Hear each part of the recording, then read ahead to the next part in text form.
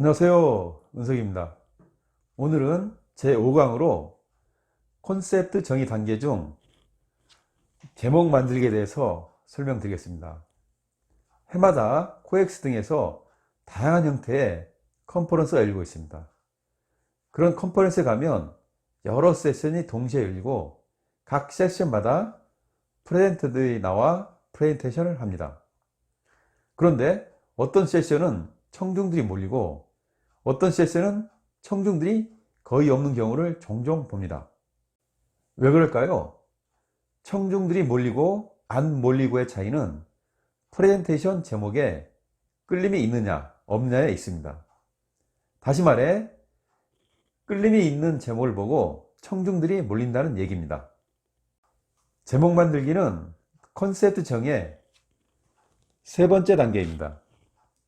사람들에게는 이름이, 상품에게는 상품명이, 그리고 책에는 책 제목이 있듯이 프레젠테이션에도 제목이 있습니다. 일반적으로 제목이란 무엇일까요? 작품이나 저작, 강연 등에서 그 내용을 보이거나 대표하기 위하여 붙이는 이름입니다. 내가 그의 이름을 불러주기 전에는 그는 다만 하나의 몸짓에 지나지 않았다. 내가 그의 이름을 불러줄 때 그는 내게로 와서 꽃이 되었다. 김춘수 시인의 꽃이라는 시의 일부입니다. 하나의 몸짓에 불과하던 것이 이름을 불러주니까 의미 있는 꽃이 된 것입니다.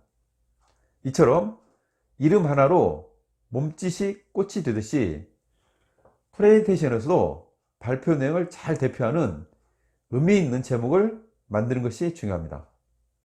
왜 책 제목이 중요할까요? 신문의 경우 사람들은 기사를 읽을지 말지를 기사 제목을 보고 판단합니다. 끌림이 있는 제목 기사는 조회수가 많지만 그렇지 않은 기사는 그냥 사라집니다. 책도 마찬가지입니다. 사람들이 책을 살 때 책 제목을 보고 읽을지 말지 그리고 살지 말지를 결정하는 경우가 많습니다. 그래서 신문사나 출판사는 끌림이 있는 제목을 만들기 위해 심혈을 기울이는 이유입니다. 프레젠테이션도 마찬가지입니다. 프레젠테이션을 들을지 말지 대개 제목을 보고 판단하는 경우가 많습니다. 저 같은 경우도 세미나에 참석해서 또는 사내에서 주기적으로 실시되는 초청 강연을 들을지 말지를 제목을 보고 판단합니다. 제목은 프레젠테이션의 첫 인상입니다. 첫 인상이 좋아야 무언가 이루어질 확률이 높습니다. 프레젠테이션 제목이 중요한 이유입니다. 그러면 제목은 어떻게 만들어야 할까요? 먼저 제목에는 청중이 가장 원하는 것을 찾아 제목을 만드는 것입니다. 두 번째로 청중이 가장 궁금해하는 호기심이나 기대감을 제목에 담는 것입니다.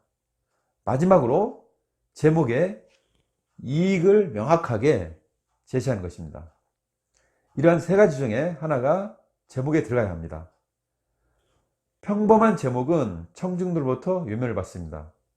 또한 평범한 제목은 실패하는 프레젠테이션으로 끝날 확률이 높습니다. 다음은 제목 사례에 대해서 몇 가지 설명을 드리겠습니다. 요즘 제가 4차 산업혁명 시대의 리더십이라는 주제로 종종 강의 요청을 받고 있습니다. 4차 산업혁명은 우리 사회의 핫 이슈로 떠오르고 있고 고객들도 4차 산업혁명이 무엇이고 무엇을 준비하는지 궁금해하는 주제입니다. 그래서 고객으로부터 4차 산업혁명 시대의 리더십에 대해서 이야기해달라고 구체적으로 요구를 합니다. 4차 산업혁명 시대의 리더십은 고객 요구를 반영해서 붙여진 프레젠테이션 제목의 대표적인 사례입니다. 다음 사례는 제목에 호기심을 불러오는 사례입니다. 책 제목이 당신에겐 그릿이 있는가? 입니다. 책 제목에 그릿이라는 키워드도 있고 그릿이 무엇인지 호기심을 자극하도록 제목이 만들어져 있습니다. 이 책이 100세를 찍었다고 합니다. 책 제목의 영향을 무시할 수 없을 것 같습니다. 다음은 제목에 기대감을 담은 사례입니다. 2019년 둘째 아들 대입시험이 있었습니다. 수험생이나 부모들은 대입시 기간에는 어느 대학에 지원할지 눈치를 많이 봅니다. 그래서 대형 입시학원에서 주관하는 대학 입학 설명회에 찾아다닙니다. 그런데 동일한 날짜에 A학원은 2019년 대입 합격 전략 가이드라는 제목으로, B학원은 2019년 대입 합격을 위한 마지막 한 수라는 제목으로 입시 설명회를 하고 있었습니다. 그 당시 저는 B학원의 입시 설명회를 찾아갔습니다. 이유는 제목에 마지막 한 수라는 말에 끌린 것입니다. 이처럼 제목을 어떻게 만드냐에 따라 청중이 몰리고 안 몰리고가 결정됩니다. 다음은 제목에 숫자로 이익을 제시한 사례입니다. 예를 들어 프레젠테이션에 대해서 강의를 하는 경우에 단순히 프레젠테이션을 잘하는 법이라고 하는 것보다 1%가 다른 프레젠테이션 7가지 기술이라고 한다면 더 끌림이 있는 제목이 될 것입니다. 여러분은 두 개의 제목 중 어느 제목이 눈에 들어오시나요? 어느 프레젠테이션에 참석하고 싶으시나요? 아마 1%가 다른 프레젠테이션 7가지 기술일 것입니다. 오늘은 끌림이 있는 제목 만들기 방법에 대해서 설명하였습니다. 제목에는 청중이 원하는 것, 호기심, 기대감, 그리고 이익이 제시되어야 된다고 얘기했습니다. 다음 시간에는 프레젠테이션 프로세스 중 두 번째 단계인 분석에 대해서 설명드리겠습니다. 다음 시간에 뵙겠습니다.